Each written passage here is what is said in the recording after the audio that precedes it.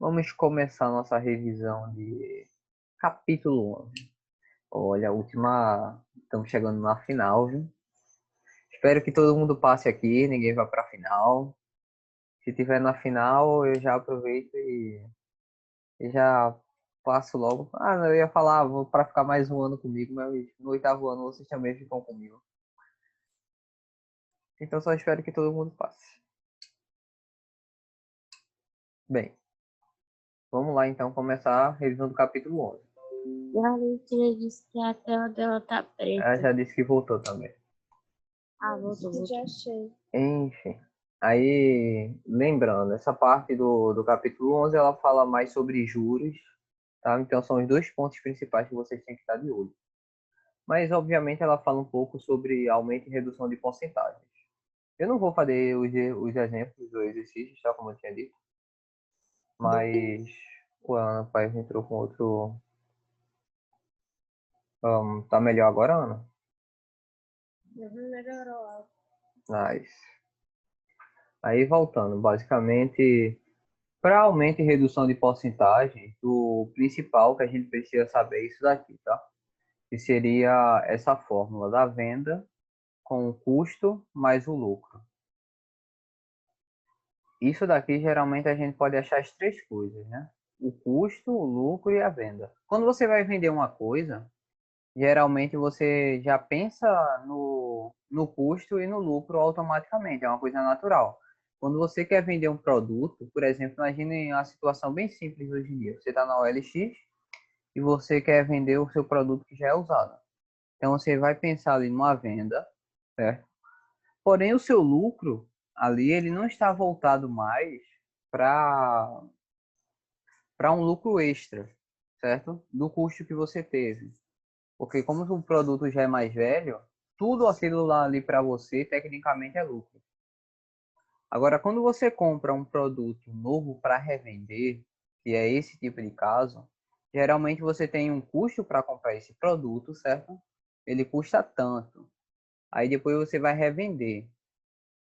Aí você tem que colocar um preço a mais, porque esse preço vai ser o seu lucro em cima daquele produto, tá?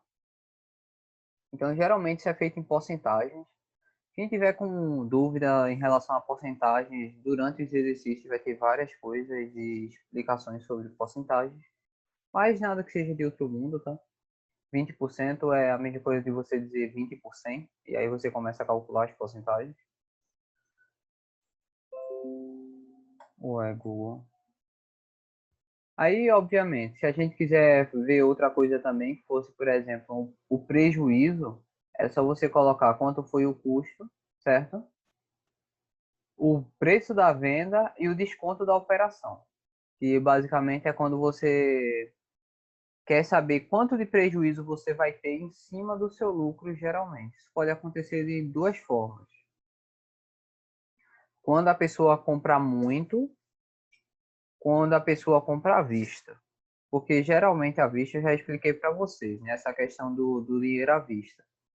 Então, quando você compra à vista, geralmente tem um desconto, porque o dinheiro vai todo para você em dinheiro real e não no cartão que vem de pouco a pouco.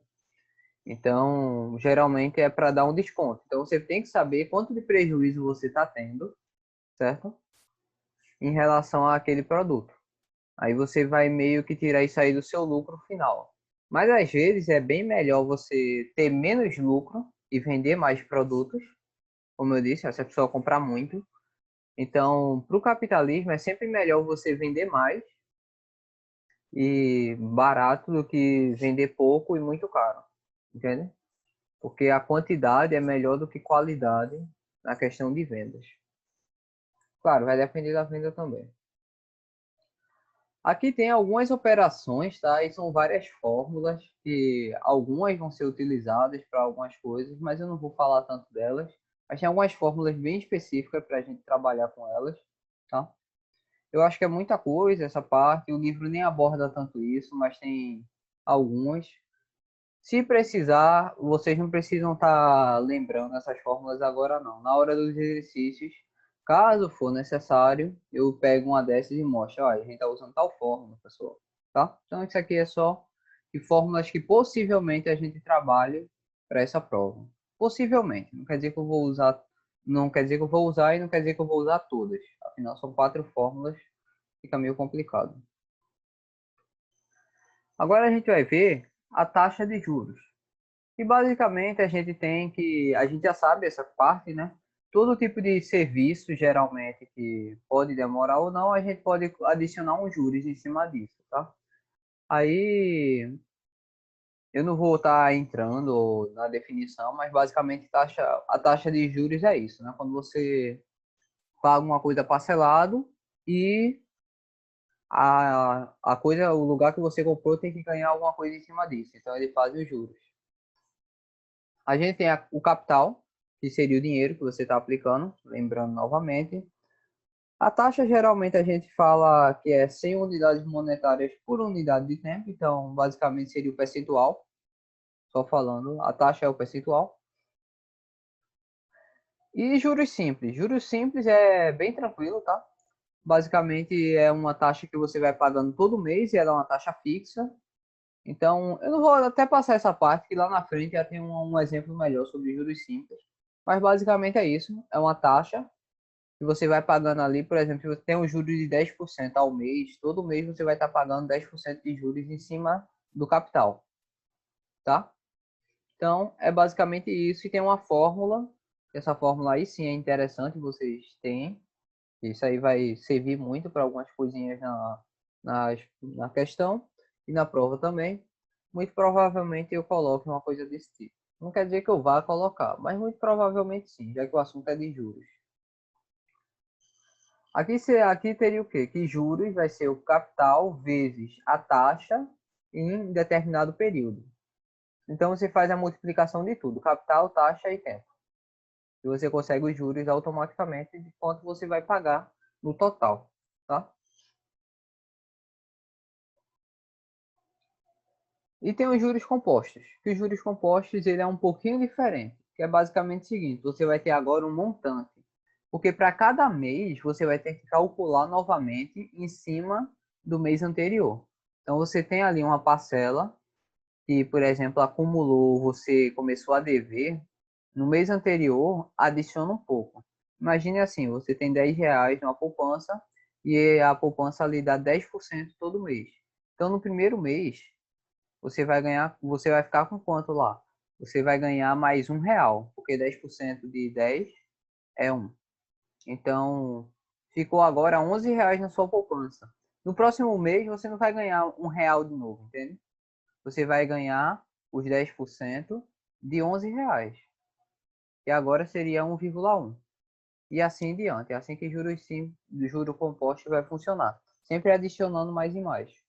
Por isso que o pessoal investe em poupança algumas vezes assim, porque sempre que o dinheiro está lá, você está ganhando um pouco mais de dinheiro a todo momento. Aqui tem a diferença principal entre juros simples e compostos, que basicamente é só o capital inicial que rende os juros, ou seja, aquilo que você aplicou logo no começo. Se você aplica R$ 1.000, é só esse R$ 1.000 que vai ficar rendendo a uma taxa. Por exemplo, você coloca R$ 1.000 na poupança e ganha 1%, que seria R$ 10. Então, todo mês vai ser adicionado 10 e R$ 10. Mas os juros compostos, que é o de fato que trabalha na poupança, no primeiro você ganharia R$ 10, no segundo você ganharia R$ 10,10 e assim em diante. Sempre ganhando um pouquinho a mais. De pouquinho em pouquinho, mas sempre ganhando a mais, tá? Aí tem essa questão do juro composto, é mais vantajoso, mas vai depender dos casos, obviamente, para fazer a comparação. Então aqui a gente tem, ó, como a gente poderia ver, certo? Por exemplo, aqui, você tem a dívida, aí, ó, os juros por mês é 25. Então, no primeiro mês ele está devendo 525, no segundo mês 550, no terceiro mês 575. Então, cada mês ele sempre vai estar devendo mais R$ 25, se ele não pagar. Já os juros compostos não, no primeiro mês é 25, no segundo, ó, já é esse 500, perdão, 525. No segundo mês já vai ser 551,25, que é um pouco mais do que antes, E no terceiro mês vai ser 578,81. E se você for comparar com o outro, já aumentou uns R$ 3. Só que se isso aqui perdurar por muito tempo, a dívida vai ficando muito grande, tá? Você sempre vai adicionando assim, parece que não, mas chega um momento que isso aqui estoura muito fácil. E basicamente é isso. E não tem muita coisa sobre isso. Eu sei que juros compostos ainda tem a fórmula do montante, mas aí eu deixo quando eu estiver aplicando nos exercícios, tá? Para a gente ir vendo. É uma coisa meio intuitiva a fórmula do montante. Na hora de fazer as questões eu mostro lá para vocês como é que é. E basicamente é isso. Capítulo 11 encerrado. Vamos para o capítulo 12.